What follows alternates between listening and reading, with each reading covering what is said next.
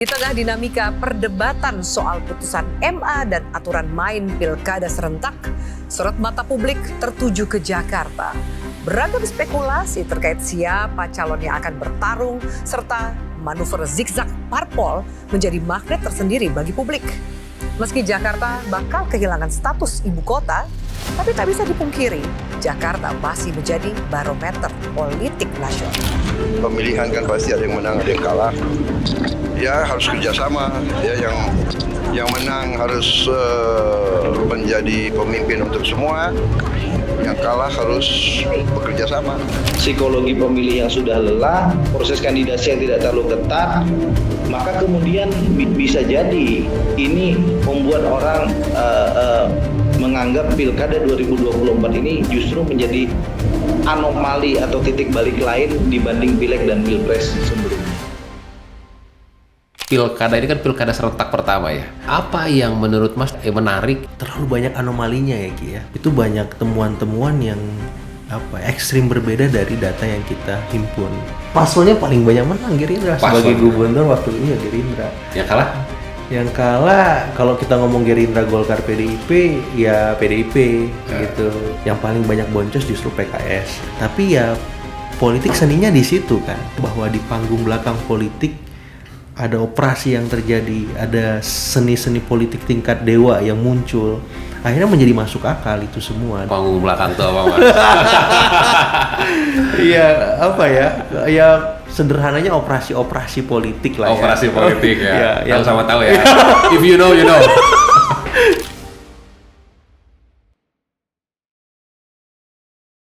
Assalamualaikum warahmatullahi wabarakatuh, kawan-kawan sekalian. Sekarang kita kedatangan tamu Direktur Eksekutif dari Konsultan Politik. Ini media darling dalam 14 bulan terakhir selama pilkada. Trias Politika, Mas Agung Baskoro. Siap, sama malam Soki.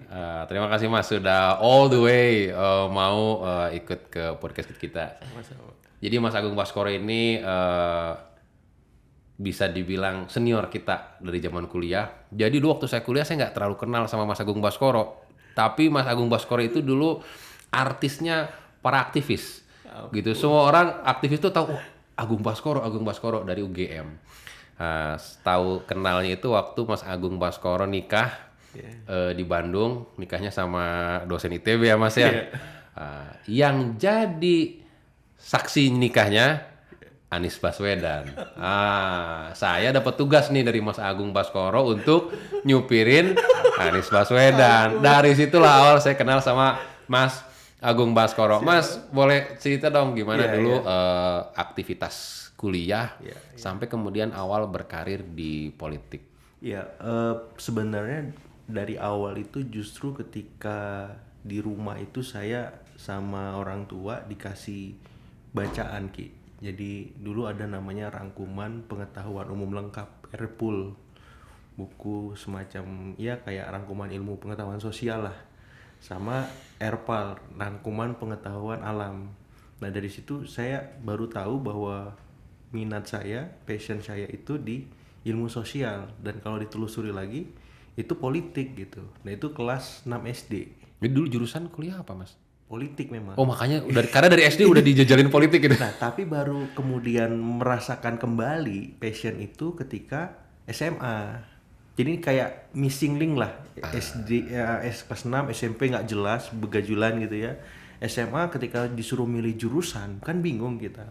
SMA kelas 2, kelas 3. Kira-kira milih jurusan apa ya di situ. Nah mikir-mikir akhirnya kayaknya politik deh gitu. Walaupun masih ada tuh irisannya dengan ilmu alam seperti psikologi, ya kemudian kedokteran seperti itu. Karena harapan orang tua dulu kan kalau mau sukses harus jadi dokter, seperti itu. Padahal anaknya nggak mampu. Nah, akhirnya lambat laun karena paham passionnya di politik, waktu SMA itu fokus di pelajaran-pelajaran sosial, sejarah, Pancasila, ya kemudian bahasa Indonesia dan seterusnya. Jadi kayaknya bakalan fokus di sini sampai pada satu momen ketika lulus di UGM itu ngambil jurusan politik. Nah, dan waktu itu sudah nyaman banget lah karena merasa kayaknya nilai oke. Tapi mikir-mikir kalau misalkan hanya kuliah saja, tidak dipraktekkan ilmu ini, kayaknya nggak bakal kemana-mana gitu. Waktu itu sampai semester 4 tuh IPK lumayan 3,8an gitu. Kayaknya nggak ada challenge gitu kan. IPK 3,8 di UGM terus nggak ada challenge gitu ya Mas Iya, ya. Bagus. Akhirnya mikir kayaknya harus aktif deh nih di organisasi ya. Nah akhirnya mutusin aktif, seaktif-aktifnya waktu itu baru ambles tuh IPK dari 3,8 jadinya 3,5 lah. Iya. Oke.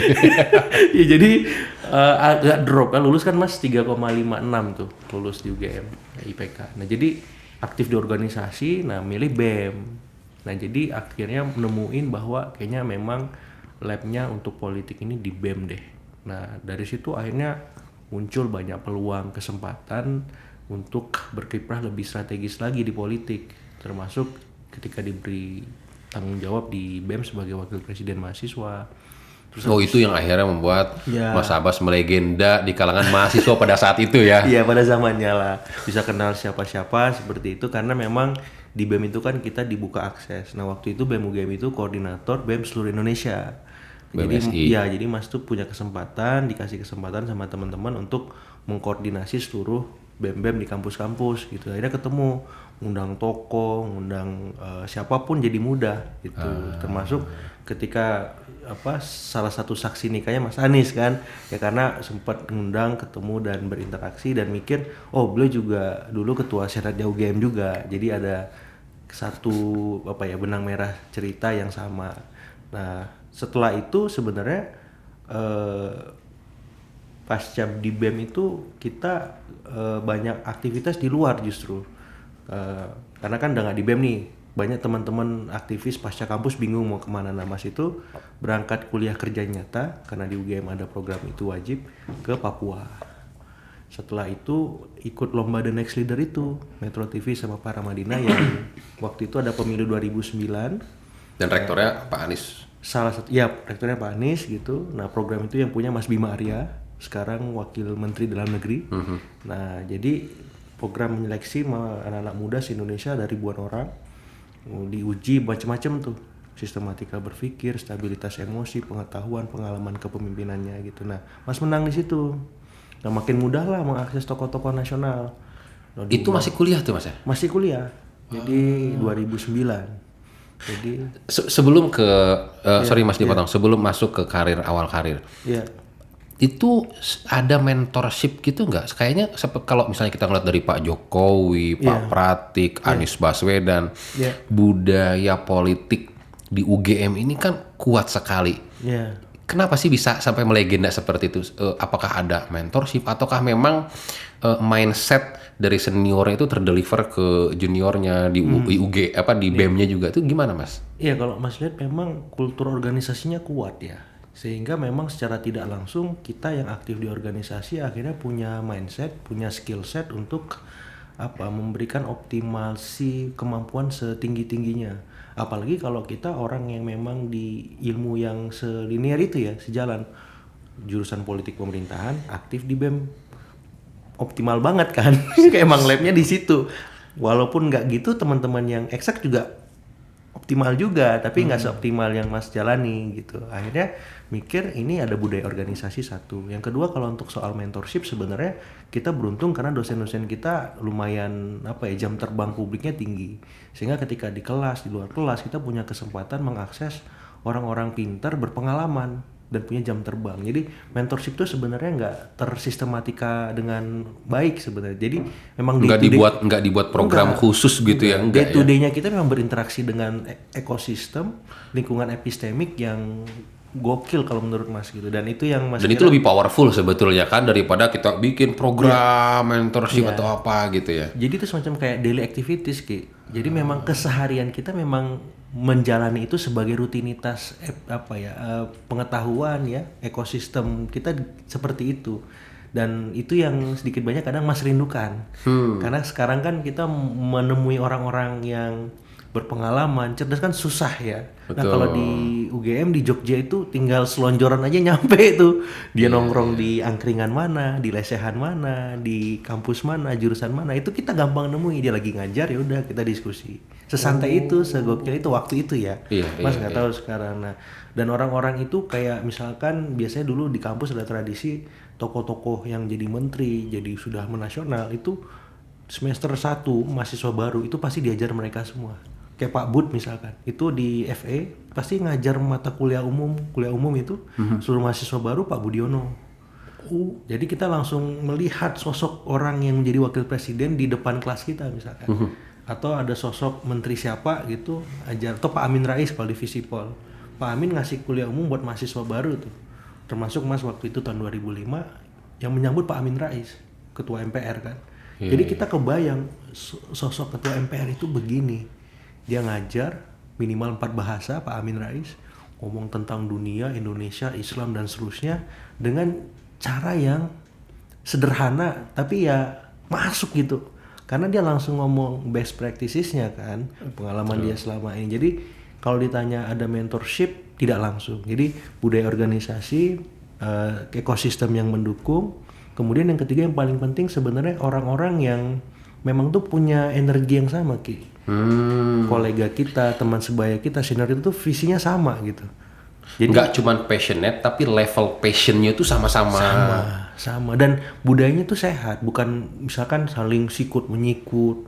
Ya kalau lu memang pantas duduk di posisi itu, ya udah maju, kalau enggak mundur. Jadi ya merit banget kalau di kita. Jadi di UGM tuh setelah organisasi ada partai politiknya, ada DPR-nya. Jadi miniatur negara, memang kita dari awal diajarkan seperti itu.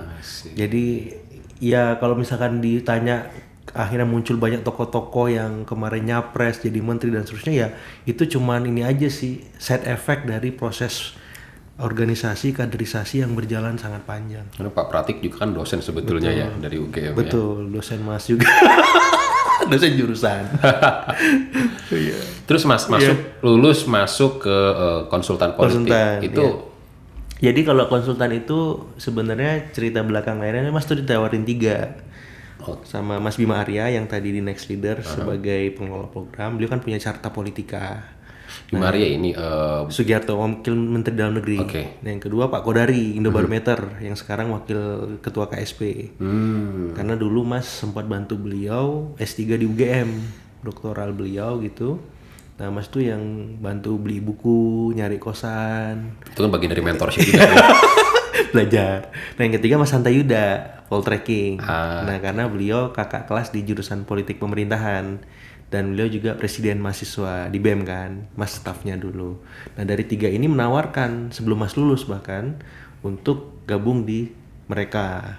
Cuman waktu itu Mas milih lulus dulu dan melihat kayaknya nih yang paling baru poltreking karena memang belum jadi. Kalau Indobarometer carta kan udah jadi, udah besar namanya. Nah kalau Mas Hanta dengan poltreking ini waktu itu 2012 masih baru memulai sebuah perusahaan gitu, konsultan. Nah Mas pikir Mas akan belajar banyak di sana. Dan benar Mas karyawan pertama di poltreking. Pertama di poltreking itu ya? Ya, jadi selama santai ya Mas karyawan pertamanya. Jadi tahu ya bagaimana memulai initiating something ya? Iya, semua. Jadi disitulah akhirnya terakumulasi semua passion tadi, budaya organisasi ya, aktivisme di poltreking selama 4 tahun lah, 2012 sampai 2016 seperti itu. Oke. Berapa sampai 2016? 16. Lanjut 4 tahun. Sekolah tuh. Jadi sebenarnya kalau 2016 akhir sampai 2020 di Kanada kan. Akhirnya hijrah ke Kanada karena istri S3. Ngambil ilmu aktuarianya aktuaria syariah karena di Indonesia ahli aktuaria itu sudah ada, tapi bisa dihitung jari. Satu telapak tangan inilah gitu. Tapi aktuaria syariah itu belum banyak dan bahkan belum ada mungkin yang sampai PhD. Susah itu. Iya, nah cuman memang konsekuensinya di budget. Karena LPDP kan hanya 4 tahun. Iya. Nah sementara kita di sana 5,5 tahun kan, dari 2016 sampai 2021 lah akhir gitu. Nah jadi mikir Mas itu di sana justru kerja di salah satu perusahaan multinasional. karena untuk memastikan kita bisa survive sampai tahun berapapun di Kanada. Jadi kalau kuliahnya justru banyak kan short course saja, ngambil gitu ya? di US, ngambil di Kanada karena memang waktu itu pandemi kan. Oh, jadi iya. jadi online course banyak. Jadi Mas ngambil short course aja, fokus benerin urusan dapur, urusan kuliah istri, biayanya nggak terganggu. I see. Karena kita nggak mau ngerepotin orang tua ya gitu. Jadi ketika kita keluar dari rumah merantau ya sudah yang ngurus semua kita. Jadi di sana ya lebih banyak kerja di rumah gitu, dan memang waktu itu pandemi kita bisa kerja apa ya fleksibel. Waktu itu kan Oh, masih di iya. Kanada, ya headquarternya di Singapura, terus harus kadang sesekali dipanggil poltreking juga. Waktu itu 2018 kan ada pilkada ya, Pilkada ya. Mas minta dibantu di Jabar, Jatim sama Kalbar kan, Bu Kofifa, Kang RK sama Pak Sutarmiji tuh, sama beberapa di kota kabupaten lain gitu. Dan alhamdulillah 100% menang Ki. Itu rekor tertinggi poltreking selama berdiri. Waktu itu tuh ya. Ya gitu.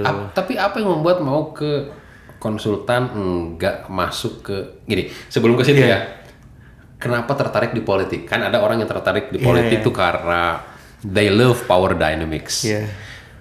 Ada juga yang memang senang berstrategi Betul, gitu kan. betul. Ada juga yang emang saya mau berkuasa gitu Iya, kan. iya. Ada yang mau nyari duit juga kan? Enggak. Betul. Apa yang drive Mas tuh waktu itu? Kan SMA tuh. Iya. Udah sampai ada ketertarikan tuh kan pasti ada sesuatu. Iya. Jadi waktu itu simpelnya merasa kalau pengen merubah, kan biasa nih anak-anak cupu culun ya, sumur jagung pengen merubah dunia gitu-gitu.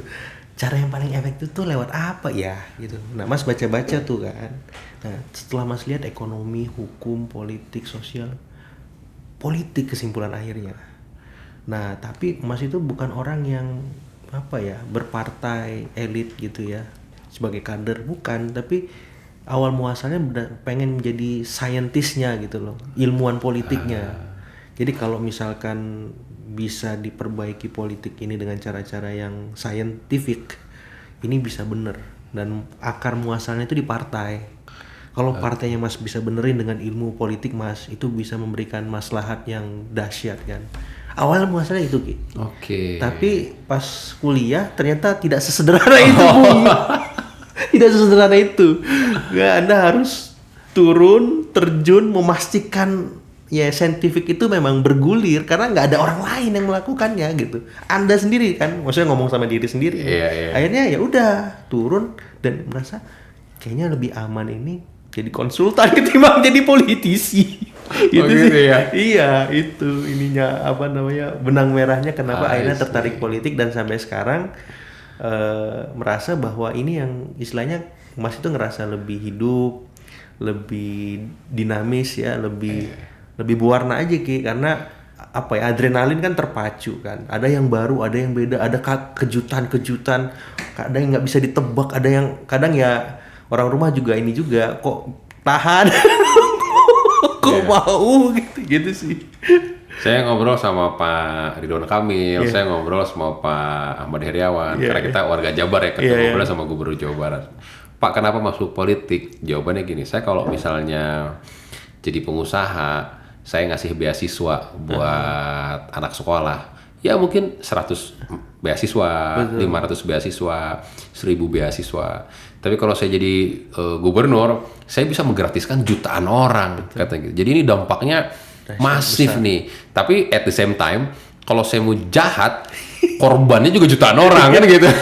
Persis. Jadi politik ini ngeri juga nih gitu kan. Kalau bahasa yang MK itu terstruktur, sistematis dan masif ya, dahsyat efeknya, eksesnya gitu. Makanya Either it's good or bad gitu ya. Dan ya apa ya, dan kita bisa lihat contohnya kan sampai hari ini bahwa banyak orang yang bisa memberikan manfaatnya luar biasa dengan menjadi kepala daerah, menjadi presiden, menteri dan seterusnya. Tapi juga sebaliknya, politik ini bisa menjadi bumerang juga buat dia karena nggak sedikit juga yang akhirnya masuk bui, kemudian ya punya banyak masalah dengan jabatan publiknya, terus juga ya banyak mendapat ya black campaign, negatif campaign dan seterusnya. Jadi memang nggak mudah, tapi ya kalau bareng-bareng semuanya jadi relatif lebih terkontrol sih Ki.